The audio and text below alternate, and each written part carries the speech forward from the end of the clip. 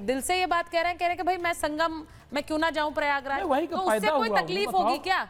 बहुत से हिंदू धर्मगुरु ये कह रहे हैं कि नहीं आए मुसलमान। हमें कोई तकलीफ नहीं है भाई। नहीं, बहुत से हिंदू धर्मगुरुओं ने बात कही चंद्रप्रकाश जी।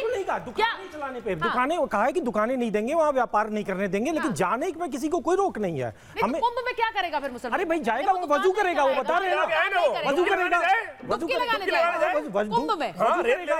रेत लेने जाते हैं। अरे वो भारत का मुसलमान है। योगी जी हमेशा कहते हैं कि भाई सारा झगड़ा भारत के मुसलमान बनाम विदेश, जो कुंदरकी में हुआ क्या हुआ कि भाई तुर्क थे, तुर्कों और पठानों जो भारत के मुसलमान थे उनके बीच में झगड़ा हुआ, ठीक है, उसमें वहां पे वो सीट हार गए ये इनका उम्मीदवार। तो देखिए बेसिकली झगड़ा ये इस बात का नहीं है, जो भारत का मुसलमान है वो भारत का मुसलमान है, वो संगम पे भी वजू करेगा, हर जगह करेगा, उसमें क्या झगड़ा? अच्छा ये वो कह रहे हैं संगम पे भी वजू करेगा और कुंभ के दौरान भी करेगा। मैं एक छोटा सा प्रश्न पूछना चाह रहा हूँ। सबसे बड़ी बात, अभी ये इन्होंने बोला लास्ट डुबकी कब लगाई थी आपने, बताइए ना, लास्ट डुबकी कब लगाई थी? जब भी जाता हूँ संगम। कब गए थे? मैं अभी 4-5 महीने पहले गया। पानी साफ था? लेकिन पानी साफ था? नहीं, पानी साफ होना चाहिए, बिल्कुल नहीं था। आपने नहीं बिल्कुल नहीं, गंदा पानी है। गंदा पानी था, फिर भी डुबकी लगा गए, फिर वजू करके आए, वजू करके आए। गंदा में हम लगा लेते क्या करें? वजू करके आए उसके अंदर। बिल्कुल आगे पार्टी का कौन से ईमान वाले लोग हैं भाई साहब? नहीं उसका नहीं आ रहा है कि समझिए वजू भी करके आए। ऐसा है, ये हंसिए नहीं। अगर वो कह रहे हैं आचार्य जी नहीं है, ये अपनी नाकामी पे हंसने का काम न कीजिए। उन्होंने अगर एक संदेश दिया, देखिए मुझे एक बात नहीं आचार्य जी, एक सेकंड सुनिए ना प्लीज, इसको ना ये जा करके देख लो, लोग गंदे पानी पीने पे मजबूर हैं। हंस रहे हो यहाँ पे बिस्लरी लेकर के बैठे हो।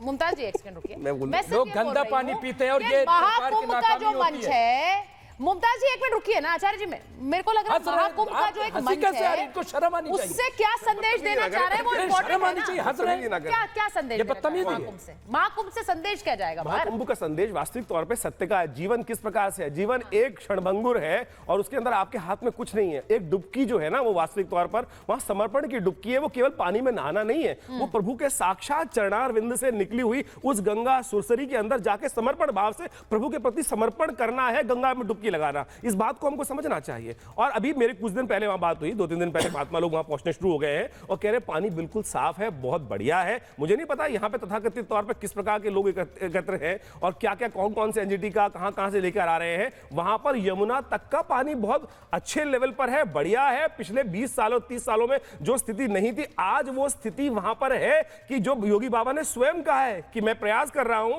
कि वहां आचमन तक कर पाए। तो हमको विश्वास रखना चाहिए। बड़े मुश्किल से ऐसा सुंदर सौभाग्य मिला है, कोरोना जैसा काल जा चुका है, लोग ललायित थे उस वक्त दर्शन करने के लिए, गंगा में डुबकी लगाने के लिए। अब वो सुंदर वेला आई है और इस बार 40 करोड़ आदमी, सोचे 40 करोड़, इस देश की आबादी जितनी, उसका एक डुबकी लगाने के लिए जा रहे हैं। होता रहा, राकेश आपको पता नहीं है। राकेश जी को स्क्रीन पर लीजिए। राकेश जी देखिए, एक इंपॉर्टेंट जो मैसेजिंग है कुंभ से, वो क्या जानी चाहिए, ये आपके जरिए मैं सुनना चाहती हूं, क्योंकि यहां पर एक मौलाना साहब है जो कह रहे हैं कि संगम जाना और प्रयागराज जाना, डुबकी लगाना, ये मैं कई बार कर चुका हूं और इसमें मैं क्यों ना जाऊं। और वहीं ऐसे साधु संत भी हैं जो कह रहे हैं कि वो वहां दुकानें ना लगाएं। आपको लगता है संदेश क्या जाएगा कुंभ से, वो इंपॉर्टेंट है? क्योंकि वहां पोस्टर भी लग रहे हैं, डरेंगे तो मरेंगे। अब वो बटेंगे तो कटेंगे वाली लाइन है, डरेंगे तो मरेंगे। लेकिन डरने की तो किसी को आवश्यकता नहीं है, क्योंकि आज उत्तर प्रदेश में योगी आदित्यनाथ जी का शासन है और देश में नरेंद्र मोदी की सरकार है।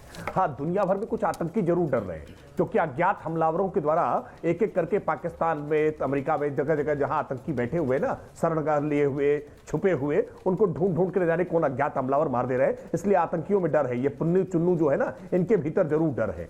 लेकिन उनके डर को यहाँ आज उत्तर प्रदेश में अलग अलग ढंग से कैसे व्याख्यायित करने का काम, कुछ लोग महिमा मंडित करने का काम करते हैं। धर्मेंद्र यादव ने भी कहा कि मैं अयोध्या, मेरा मुंडन हुआ, अयोध्या में मेरा जन्म हुआ। ये सब आपकी इच्छा नहीं थी, आपके माता पिता की इच्छा थी। जैसे लाल टोपी आपने लगाई ना, जब से आपने अपनी इच्छा का प्रकटीकरण किया, तब से आप लोगों को डरा रहे, आप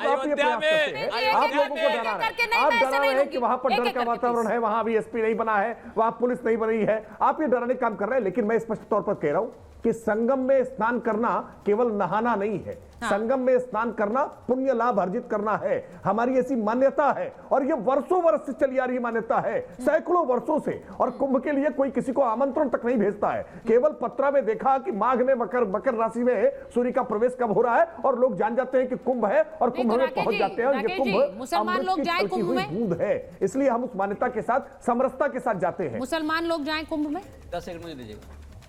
राकेश जी, नहीं, किसी के जाने आने पर कोई रोक टोक नहीं होनी चाहिए, लेकिन आस्था का कुंभ है। वहां कोई ऐसा व्यक्ति जो आस्था को ठेस पहुंचा रहा हो, कोई ऐसा व्यक्ति जो भावनाओं के साथ खिलवाड़ कर रहा हो, ऐसा व्यक्ति जाएगा तो सवाल इसलिए पूछा है क्योंकि बहुत से लोग सबके लिए दरवाजे खुले हैं, जो गैर हिंदू हैं, मतलब जो हिंदू धर्म को नहीं मानते, वो वहां दुकानें लगाते रहे हैं, वो वहां पर काम करते रहे हैं। इस बार कुंभ में क्या अलग तस्वीर होगी? बहुत से साधु संतों ने यह बोला है कि गैर हिंदू हैं तो ना आए। देखिए, पिछले दिनों में जिस तरह की घटनाएं हुई हैं, जिस तरह के वाकये सामने आए हैं, जहां मलमूत्र का प्रयोग करते हुए दिखाई पड़े हैं, जूस में, तमाम खाने की दुकानों पर थूक लगाते हुए, तो निश्चित तौर पर ऐसी शंकाओं का होना, इस प्रकार की चिंताओं का होना बहुत स्वाभाविक है। लेकिन उत्तर प्रदेश की सरकार इसको सुनिश्चित करने का काम करेगी कि किसी भी स्थिति में साधु संतों की, श्रद्धालुओं की भावनाओं पर कोई ठेस न पहुंचने पाए और कोई भी ऐसा शख्स, कोई भी ऐसी गतिविधि वहां न होने पाए जिसकी वजह से लोगों की भावनाओं को ठेस पहुंचती है। क्योंकि ये एक आध्यात्मिक मेला है, ये कोई मौज मस्ती के लिए लगाए गए ठेलों का समूह नहीं है, ये कोई सैफई महोत्सव या जश्न जौहर नहीं है, ये कोई रंगारंग कार्यक्रम नहीं है, ये एक आध्यात्मिक कार्यक्रम है, सांस्कृतिक विरासत से जुड़ा हुआ है। लोग वहां पर पुण्य लाभ अर्जित करने जाते हैं, तो कोई अगर वहां पाप कर्म करेगा तो निश्चित तौर पर उसको रोका जाएगा। ठीक है, रंगारंग कार्यक्रम नहीं है, वो बार-बार सफाई की ओर इशारा करते हैं। वो कहते हैं आजम खान साहब को जब जिम्मेदारी दी थी तो वहां पर भावनाओं का आयोजन है, लोगों की भावनाओं की बात है, मान्यताओं का आयोजन है। उसमें भी कैग की रिपोर्ट में 27,000 करोड़ रुपए जो आपने लोकेट किया था, उसमें जो आपने पैसा खाया है, अनियमितताएं जो हुई हैं, उसका जवाबदेह कौन होगा? ऐसे आयोजन में अगर कोई पैसा खाना शुरू कर दे, चोरी करना शुरू कर दे, तो आप समझिए किस मान्यता का व्यक्ति है। बिल्कुल खाया, रिपोर्ट है उसमें बाकायदा लिखा गया है, लेवलिंग में पैसा खाया गया। तो धर्मेंद्र यादव जाओ कोर्ट और मुकदमा दर्ज कराओ, जिसको भ्रष्टाचार के जेल भिजवाओ उसको।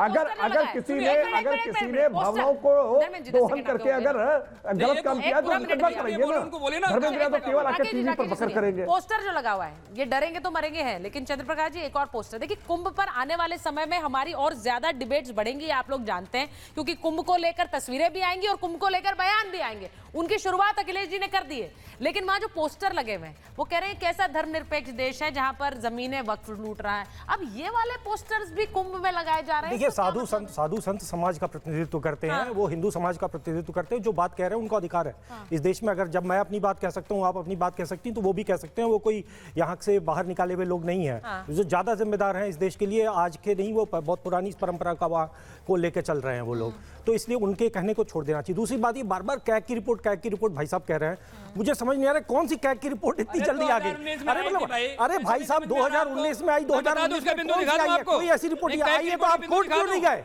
आइए तो आप कोर्ट क्यों नहीं गए थे? ये देखो, आप कोर्ट पढ़िए ना, पास रखिए, वो मैं बता दे रहा हूँ, आप कोर्ट क्यों नहीं गए? कोर्ट क्यों नहीं गए थे? एक मिनट, आप कोर्ट क्यों नहीं गए थे? वो कह रहे हैं आप कोर्ट क्यों नहीं गए? अरे कोर्ट की बात कर रहे हैं आप, जाके नहीं, आपको कैग की रिपोर्ट कोर्ट की बात कर रहे हैं आप। कैग क्या है? संवैधानिक संस्था है कि नहीं है? घोटाला कर रहे हैं आप, कोर्ट जाते हैं। कैग संवैधानिक संस्था है कि नहीं है? अरे महाराज, इसी अरे महाराज क्या होता है भाई? कैग होता है, कैग की रिपोर्ट है, उसमें सरकार चली गई, देख लीजिए, पढ़ लीजिए आप इसको। मैंने देख लिया। कैसे देख लिया? आप तो कह रहे भाई नहीं, इसी कैग की रिपोर्ट में मनमोहन सिंह की सरकार चली गई। इनकी क्यों नहीं जा रही है? मैं कह रहा हूँ इनकी क्यों नहीं जा रही है? तो आप इनकी क्यों नहीं जा रही है? कुंभ मेले में पैसा लूटा। नहीं, सवाल ये है इनकी क्यों नहीं जा रही है? अच्छा, अनियमितताएं किया, कैग ने मान लिया, बता दिया। महाराज, आपकी आप नहीं कर पाए। धर्मेंद्र जी ने कहा है कि इनकी क्यों नहीं जा रही है?